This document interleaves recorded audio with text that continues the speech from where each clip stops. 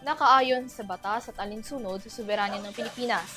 Ito ang posisyong patuloy na pinaninindigan ng Department of Foreign Affairs kaugnay ng maanghang na buweltahan ng Chinese envoy at ni PCG spokesperson for the West Philippine Sea, Commodore J. Tariela. Alamin ang kabuuan ng balita mula kay Alvin Pelobelio.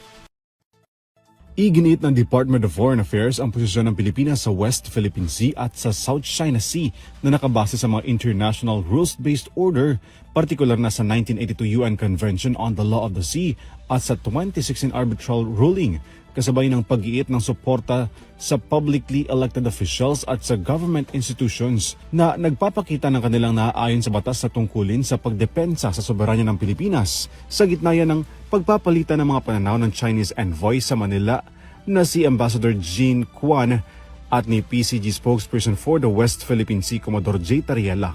Ayon sa DFA, marapat daw na resolbahin at pag-usapan ang mga pagkakaibang pananaw sa diplomatikong pamamaraan at hindi pagsasapubliko ng bawat punto.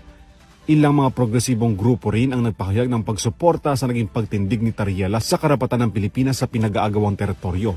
Gitnang grupong Liberal Party, Akbayan at Mamamayang Liberal, ang banta ng gobyerno ng China sa opisyal ng pamahalaan ay dapat daw matigil na dahil sa posibilidad na magdulot ito ng mas malalang banta sa mga Pilipino.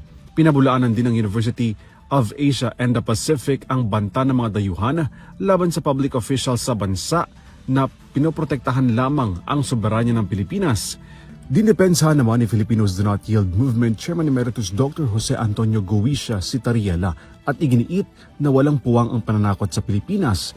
Hindi rin anya propaganda ang inilalahad ng PCG kundi katotohanan sa pagtindig ng dignidad at soberanya.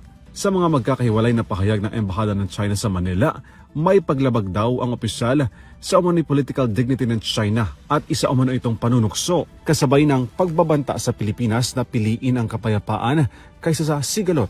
Paggigit ni Tariela, wala siyang pananagutan sa Beijing at sinabing ang China raw ang may paglabag sa Vienna Convention kasabay ng paglilihis ng issue kung saan patuloy ang pangaharas at pagiging agresibo ng mga barko ng China sa West Philippine Sea. Para sa EuroTV News, Alvin Pelobelio sumasaludo sa bawat Pilipino.